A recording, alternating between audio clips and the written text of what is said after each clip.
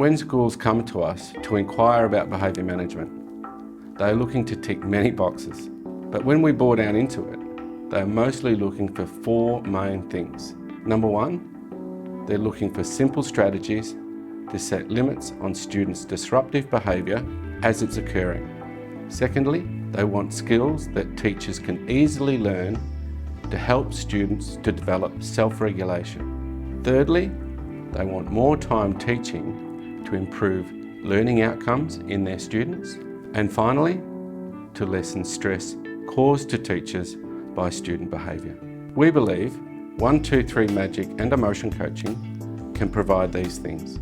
We needed a framework for behaviour management, and 1, 2, 3 Magic and emotion coaching provided that framework.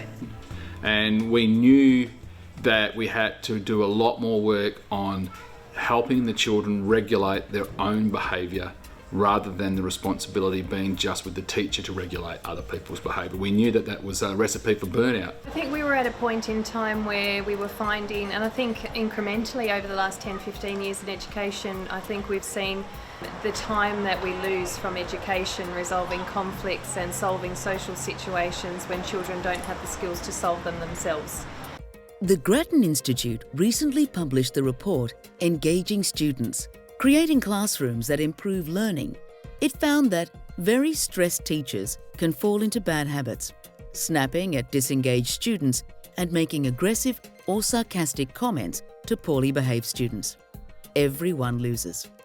One of the things I noticed when I entered into my new school in those days was that there was a lot of talk and a lot of berating going on, a lot of frustrated voices, and it was just counterproductive to trying to help the young people in that place. It allows the child very gradually to feel comfortable and to feel safe.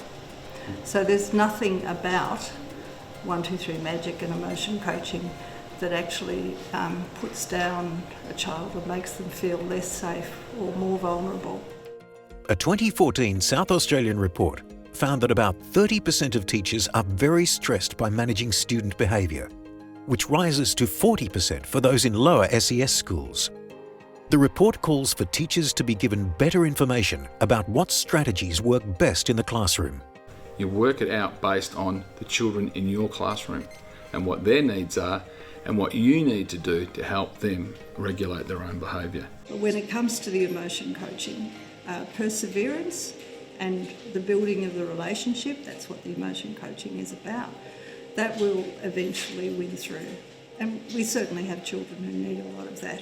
So basically in a low SES community like this with the social problems that go with that, we have young people that come to school on a daily basis that are either emotionally overstimulated or emotionally drained. So it's really important then that we, through emotion coaching and through talking with them in the appropriate way, start to identify for them what's going on.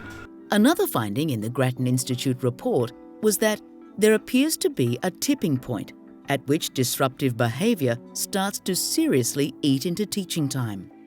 In classes where fewer than 10% of students have behaviour problems, teachers spend about 10% of their time keeping order, which is in line with OECD averages. But when more than 10% of children behave badly, teachers spend almost a quarter of the lesson maintaining order. So we approached 1, 2, 3 Magic originally because we were looking for something that was consistent for children in the playground, in the classroom, and that was simple. That's the best part of it. We all understand the language. We can compare and contrast and talk about it in the same language. It's really important for staff to do that.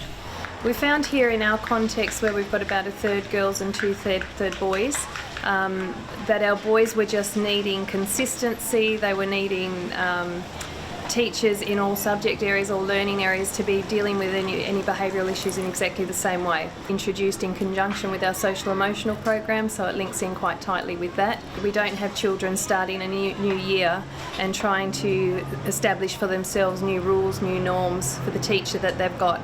They just start the new year, behaviour expectations are exactly the same as they were before. It's just a matter of resetting the stop and start behaviours. The improvement was in regards to the number of children in the classroom that were able to self-regulate increased exponentially every year. Well, I'd say there's been a significant improvement in behaviour in the playground as children have developed the skills to independently monitor their own behaviour and regulate their own behaviour. The kids are actually managing it pretty much themselves. Rather than just jumping into situations, you can actually see them sitting back now and really trying to make that conscious choice of what do I do next before they do something. Yep. I think it's actually had a flow-on effect as well, the emotion coaching over time, that kids are almost starting to emotion coach each other and emotion coach themselves. So that being modelled constantly, I think, has had a significant impact on the kids' capacity to understand their own emotions.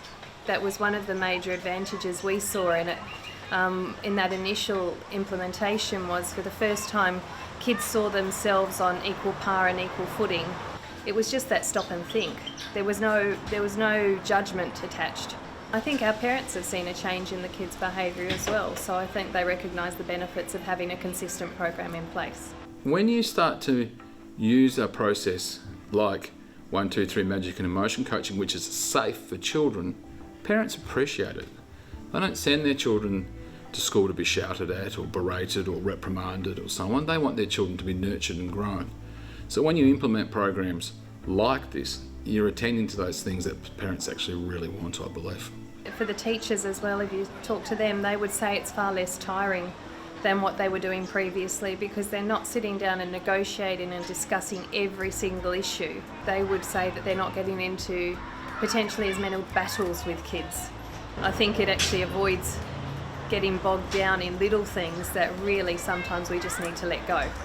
So more time teaching, less time on crowd control? Definitely. So if your school needs help to improve both the behaviour and self-regulation in students, contact us now.